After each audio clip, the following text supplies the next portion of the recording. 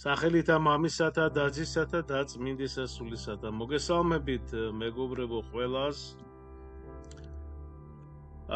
დღეს ჩვენ ვისაუბრებთ ეკლესიაზე. მეგობრებო, დღეს ციფრულ ეპოქაში ცხოვრობთ ჩვენ. ადამიანები ყოველდღიურად იყენებენ ინტერნეტს, მობილურ მოწყობილებას, თუ iPad-ს და სოციალურ ქსელებს, ხო? სხვადასხვა რამოდენიმე არის, ძალიან ბევრი. ხშირად ამას სულიერ ცხოვრებასაც აკავშირებენ და ესე იგი გონიათ, რომ ეკლესიური ცხოვრება ეკრანიდანაც შეიძლება. მაგალითად, ონლაინ ლოცვით, ხო? ონლაინ წირვის ყურება ონლაინი, ტელევიზორით ან ონლაინი, ხო? ან თქვათ ვიდეო ქადაგებები, ხო? თუმცა წმინდა მამები გვასწავლიან, ეკლესია ცოცხალი სხეულია ქრისტეს, მეგობრებო, ეს უნდა ვიცოდეთ, ხო? ეკლესია ცოცხალი სხეულია ქრისტეს. ცხონება კი მხოლოდ ეკლესიის წიაღში მიიღწევა. როგორ? სინანულით, ზიარებით, მარხვითა, სიყვარულით და რეალური ლოცვით, მეგობრებო. ლოცვა სხვადასხვის არის, როგორია, რანაირია, ესე იგი და ასე შემდეგ, როდის, საიდან მოდის ისტორია, მისი სიძლიერეზე და ასე შემდეგ, მაქვს დევს მიდევს შემარხზე და შეგიძლიათ შეხვიდეთ და მოიძიოთ და ნახოთ, მოусმინოთ, ძალიან სასარგებლო და სულისთვის ნამდვილად სასარგებლო არის. ცხონება კი, ესე იგი, ჩვენ თქვით, რომ მხოლოდ ეკლესიაში არის, ესე ვთქვათ, ხო, სინანულით, ზიარებით, აღსარებით, საქმეებით, კეთილი, ხო, მარხვით და რეალური, ესე იგი, ლოცვით და არა რაღაც ეკრანის მეშვეობით. ეხლა რას ამბობს ქრისტე ეკლესიაზე? უფალი იესო ქრისტე ამბობს: აღვაშენებ ეკლესიას, ჩემსა და ბჭენი ჯოჯოხეთისანი ვერ ერეოდიან მას. მათე მე-16 მუხლი 18 უკაცრავად მე-16 თავი მე-18 მუხლი 16-18. ანუ რას ნიშნავს ეს, მეგობრებო? ეს ნიშნავს, რომ ეკლესია ღვთის მიერ არის დაფუძნებული, ესე იგი ცოცხალი ორგანიზმია ეკლესია, ხო? ეკლესია ხო არ არის მარტო რაღაც, ესე იგი ნაგებობა და ბეტონები და ეს, ხო, აშენებული კედლები უბრალოდ, ხო? ცოცხალი ორგანიზმია, ხო? და არა რაღაც ვირტუალური იდეა, ხო? სწორედ ეკლესიაში მემკვიდრეობენ, ესე იგი მემკვიდრეობით უკაცრავად მოქმედებს მადლი და ცხონება. ეხლა რას გვასწავლით წმინდა მამები ეკლესიის შესახებ? წმინდა კვიპრიანე კართაგენელი ამბობს, ვიც არ ყავს ვის ეკლესია დედად, მას ვერ ეყოლება ღმერთი მამად. წმინდა იოანე კრონშტანტელი ამბობს, ეკლესიის გარეშე არ ხარ ქრისტესთან. ეკლესია ეს თავად ქრისტეა, მეგობრებო. თუ არ ხარ ეკლესიის წევრი და არა მონაწილეობ მის საიდუმლოებებში, მაშინ არც ქრისტესთან ხარ. ეხლა სხვადასხვის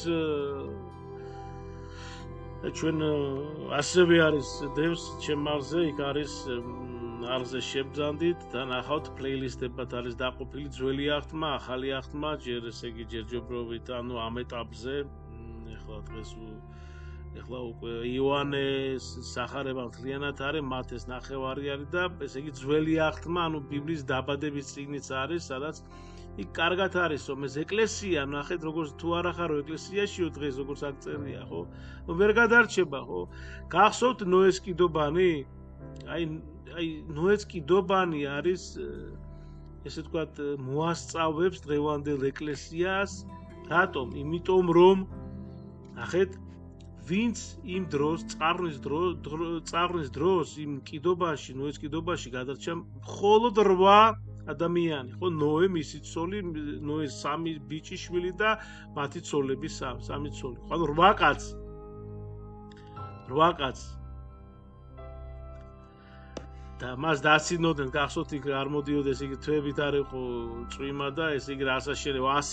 100 წელი აშენებდა ნოე და მისი შვილები ამ კიდობას და დაასწინოდნენ მას რომ არ მოდისო და აფხელა ის რა თქინდა ხომალდიო მაგრამ ვინც გადარჩა იმ ხომალდში მხოლოდ ის ადამიანები გადარჩა ეს ვაკაცი მხოლოდ ის ასევე გადარჩება დღეს მხოლოდ ის ადამიანები ვინც არიან ეკლესიაში რომ ნოეს კიდობანი ვიმეორებ სიმბოლოა დღევანდელი ეკლესიაში და ვინც არის დღეს ეკლესიაში მხოლოდ ის ადამიანები გადარჩება. ამიტომ ხშირად ვიაროთ ეკლესიაში არ დაგვეზაროს ხალხო გესმით? არ დაგვეზაროს. არ გვინდა ეს მე მუშაობ ყოველდღე შაბათი კვირა მაგ მარტო და ესე იგი დასვენება მინდა. არ გვინდა დასვენებას მოვასწრებ ჩვენ. ქრისტეს წინაშე რომ წარვდგებით, აი მე იქნება დასვენება და ყველაფერი აი ეს წარმოიდგინეთ. ხო და აი კი შეიძლება დღეს აი ეხლა პერიოდია შეიძლება ზოგი იტყვის რომ ესე იგი მე მეძინება შაბათი კვირა არის ცხელა იქ ზამთარში ცივა ზაფხულში ცხელა ვერ დავდგები მაგრამ მე უნდა მივიდეთ უნდა დააიძულოთ ჩვენ თავის წინააღმდეგ წავიდეთ ყოველთვის მაგ შემთხვევაში რა მიდით ეკლესიაში არ გააცდინოთ შაბათი ლოცვა არ გააცდინოთ წირვა მიდით ოღონდ იქ იყავით დღეს ეზოში იყავით, შიგნით არ შეხვიდეთ, თუ არ გინდათ, თუ ვერ დგახართ, შედით და ეზოში დაჯექით. დღეს მადლობა ღმერთს საქართველოში ყველა მოქმედ ტაძარში, ესე იგი არის ეს მიკროფონი და რა ქვია იმას, დინამიკები არის გარეთ ეზოში და შეგიძლია ეზოში დაждდე და ან დადგე, ან დაждდე, თუ ვერ დგახარ, დაждდე და მოусმინო წირვას და ლოცვას. ოღონდ იარე არ გამოტოვო.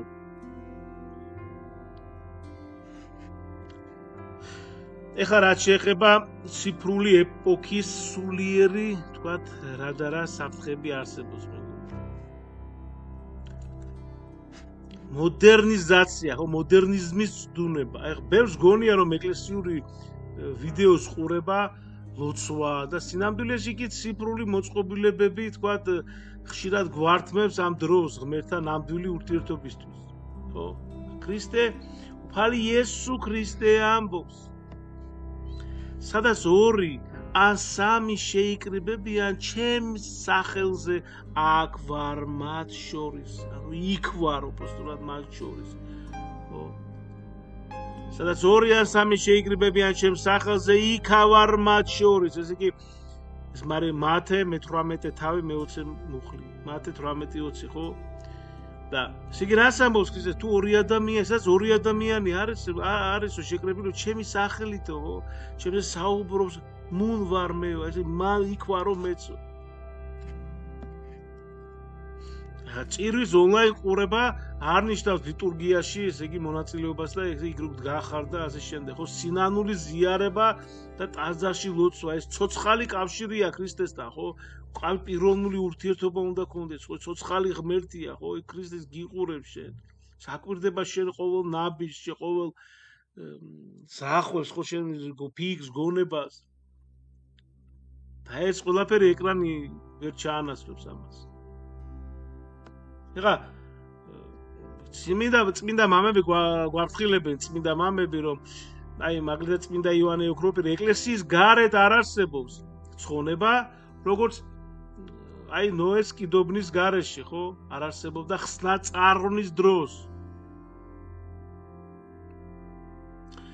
წმინდა ეფრემ ასური ნუ დაუჯერებ მათ ვინც ამბობს სახლში დავრჩები და ვილოცებო ეკლესია რომ საჭირო არ იყოს ქრისტე მას არ დაარსებდა გესმით კიდევ ერთხელ გავიმეორებ ამ შემთხვევაში ეკლესია რომ საჭირო არ იყოს ქრისტე მას არ დაარსებდა აი მაგალითად კიდე ამბობენ რომ აი რა თმიდა მე თქვა გახსარება მე რა მამა უჩავაბარო ხდელ ჩავაბო ხდელს კი არ აბარო შენ ეს არის წინდა საიდუმლო რომელიც თვითონ უფალმა იესო ქრისტემ დაადგინა ხო თავის მოციქულებს როდესაც ეუნება რასაც შეკრავთო დედამიწაზე შეკრული იქნება ძაზეო ვისაც მიუტევებთ მას შენდობილ მიეტევება ცოდვებიო ამიტომ როდესაც შენ მიდიხარ სინანული გაქვს ნამდვილი გულწრფელი სინანული როდესაც გულიდან ამოდის და შენ ნანობ ხო ამა თუ იმ ცოდვას ჩადანს და შენ აეუნები თქვა რაღაცა ესე გლოდი რაღაც გეშვება ხო გულიდან და რაღაცა გძნობს სიხარულს რო არის რაღაც ამ ქვეყნიური სიხარულია კი ბატონო, რაღაც წამიერი არის, მაგრამ თითქოს და უფალი შეეხება შენ გულს. და როდესაც მორჩები და ღვთელი გადაგაფარებს თავზე ამ ოლარი ქვია და შენდობის ლოცვას წაგიკითხავს და შემდეგ უკვე ესე იგი შენ განთავისუფლებული ხარ, ხო? და იქ უხილავად ესწრება თვით უფალი ჩვენი იესო ქრისტე. ან და შემდეგ რა თქმა უნდა ეზიარო, რაც ხშირად ვეზიარები და ახსარებად შევაბარეთ, თუმცა კაი რა თქმა უნდა. ან ზოგი ამბობს, რომ აი მე სახში ვილოცებო, მე რა თქმა ეკლესია და ღმერთი გულში მყავს, ესე იგი ღმერთი. ეს მოკლედ ამაზე ხარ არ ვისაუბრებთ, ამაზე შესაძლოა ჩვენ ხა იმიტომ შორს წაგვიყვანს და მოკლედ რომ ვთქვა, ეს არ არის სწორი, არაქრისტიანული არის და ესე იგი ამაზე შეიძლება რომ ჩავწეროთ ამ თემასთან დაკავშირებით, ესე იგი ცალკე ვიდეო. ეხლა როგორ გამოვიყენოთ ციფრული სამყარო სწორად, მეგობრებო? ნახეთ, ეკლესია არ უარყოფს ტექნოლოგიას, არა, მაგრამ მიგვითითებს რომ ის უნდა იყოს დამხმარე და არა ცხონების შემცვლელი. წმინდა პაისი მთაწმინდელი ყველა ვიცი და წმინდა პორფირე კავსაკოლივილი ამბობს გვასწავლის რომ ტექნოლოგია შეიძლება სასარგებლო იყოს თუ ზომიერად და სულიერი მიზნებისთვის ვიყენებთ. რა არის საჭირო? პირველ რიგში წმინდა წერილის, ანუ ბიბლიის კითხვა, გამარტებებით. ვისაც არ აქვს დრო, ხო, აი კიდე ერთხელ სარგებლო მომენტი და სიტუაცია, ჩვენი ემიგრანტები არის ამდენი, ვისაც შრომობს, ხო, წვალობს, მათ სამსახური აქვს და ვისაც არ აქვს საშუალო, ესე იგი, საშუალება რომ წაიკითხოს, აი ამიტომ შეიქმნა ესე იგი ეს არხი და არა მარტო რა თქმა უნდა, რომ ესე იგი მოусმინოს ბიბლიას, არხზე არის ბიბლია, ხო, ძველი ახალი აქტმა, წინასწარმეტყველები, წმინდანები, ქართული წმინდანები, კითხვა რეჟიმი, პასუხის რეჟიმი მაქვს, ასევე ეკლესიური ლექსიკონი არის, პლეილისტება დაყოფილი და სხვა საინტერესო ბიბლიიდან ისტორიები, ხო? ამიტომ მოусმინეთ, ხო, ბავშვებს მოასმენინეთ, შვილებს, რა ვიცი, დიშვილებს, ბიძაშვილებს, ნათესავებს, პატარებს მივიყვანოთ. ყველაზე დიდი ამოცანა, ყველაზე დიდი ესე ვთქვათ მიზანი არის რა, რომ შვილი მიიყვანო უფალთან. მიიყვანე, გასაგებია ეს გავი ტელეფონი, ტელევიზია, ყველაფერი არა საჭირო რომ ეს აკრძალვა. კი, მაგრამ ზომიერად.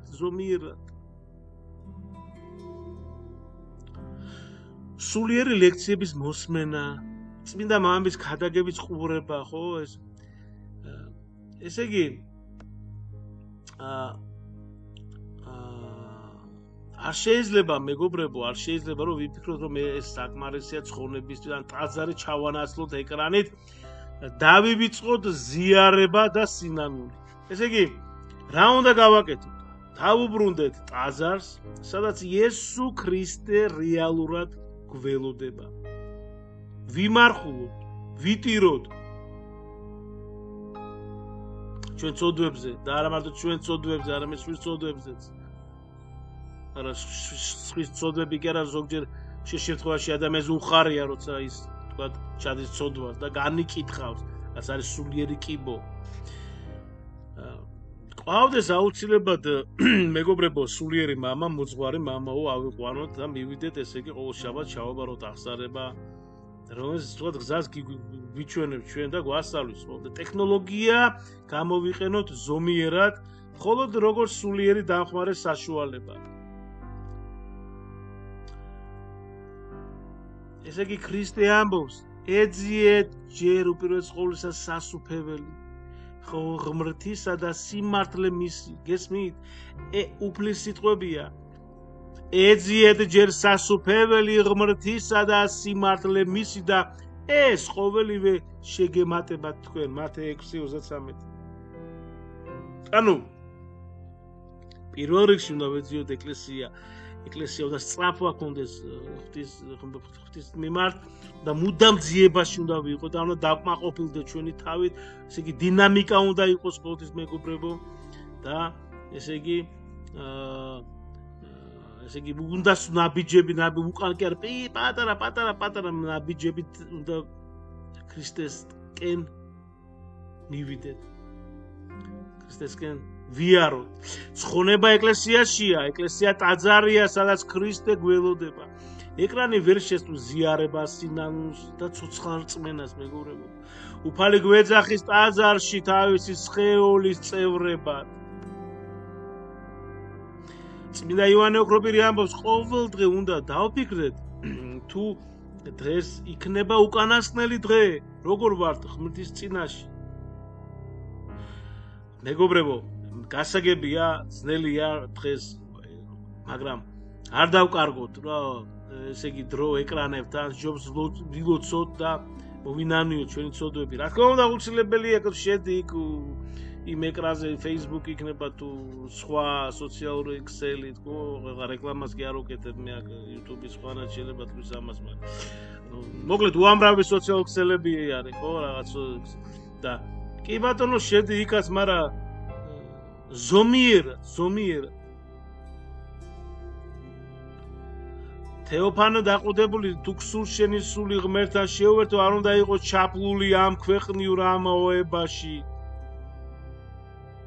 წმინდა ნიკოლოზ სერბი, ტექნოლოგია კარგია, თუ სწორად ვიყენეთ, თუ მას დავემონეთ, დაგვაშორებს ღმერთს. წმინდა სერაფიმე საროველი, თუ გულში გაქვს სიმშვიდე და ღმერთი, ეს სხვებსაც გადასდებს. ანუ გადასდებ ამას.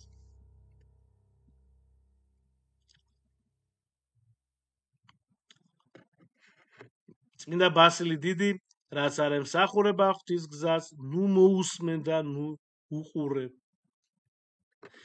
წმინდა გრიგოლ ღვთისმეტყველი და ეს ბოლო არის, მეგობრებო, ამით მოვჩებით. ნახეთ, სიტყვა იმისთვის მოგვეცა, რომ სხვებს ვასწავლოთ და ესე ვთქვათ, განათლოთ, არა თავი გამოვიჩინოთ. მადლი უფლისა ჩვენისა იესო ქრისტესი და სიყვარული ღვთისა და მამისა და ზიარება სულისა წმინდისა იყოს თქვენ ყოველთა თანა. ამი ღმერთმა დაგლოცოთ, ღმერთმა გაგახაროთ, მოგცეთ სინანული, სიყვარული, სიხარული, ყავით მოწყალენი და დაეხმარეთ ხალს დაეხმარეთ, რომლისგანაც არლით აქეთ დახმარებას ვანგაროთ და უფალი შეგეწევა და რა თქმა უნდა ყველაზე მთავარი იყავით ერთგულნი ქრისტეს მიერ.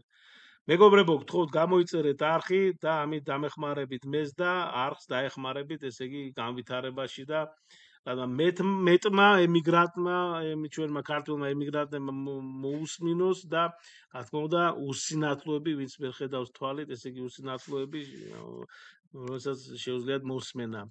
გაიხარეთ, დიდი მადლობა და ამინ.